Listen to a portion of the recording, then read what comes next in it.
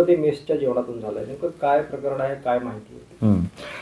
रात्री 9 फेब्रुवारीला रात्रीच्या सुमारास विद्यार्थ्यांना तिथे जेवण घातल्यानंतर काही विद्यार्थ्यांना हगवण, उलटी आणि पोटात मुरडा येणे अशासारखी लक्षणं उद्भवून त्यांना रात्रीच्या वेळेला खाजगी वैद्यकीय व्यावसायिकाकडे नेल्याची बातमी आमच्या तालुका वैद्यकीय अधिकाऱ्यांना कळली आणि त्यांनी तशी प्राथमिक सूचना जी आहे ती जिल्हा आरोग्य विभागाला दिली.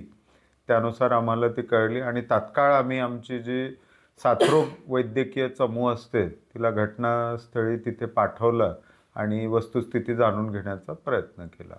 काय वस्तुस्थिती? वस्तुस्थितीमध्ये तेथील 3 मुलं आणि 26 मुलींची तब्येत जी आहे ती काल रात्रीला खराब झाल्याचं निदर्शनास आलं.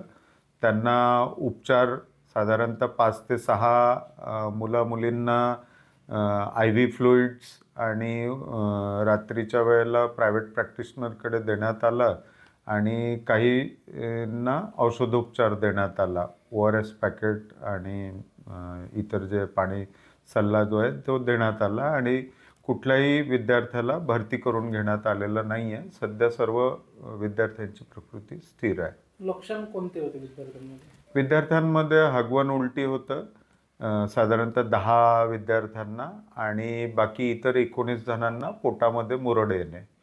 सर, जेवणामध्ये काय खाल्लं होतं विद्यार्थ्यांना? रात्रीच्या वेळेला आमच्या माहितीनुसार जे आमच्या टीमला सांगण्यात आलं शाळा व्यवस्थापनाने की त्यांना पनीरची भाजी आणि मंचुरियन वगैरे असं काहीतरी देण्यात आलेलं होतं.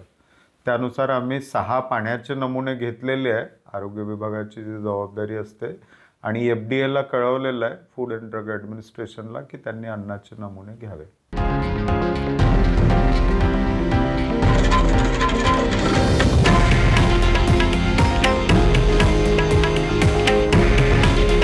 हे आहे देशातील नंबर 1 न्यूज नेटवर्क आणि आपण पाहत आहात TV9 मराठी.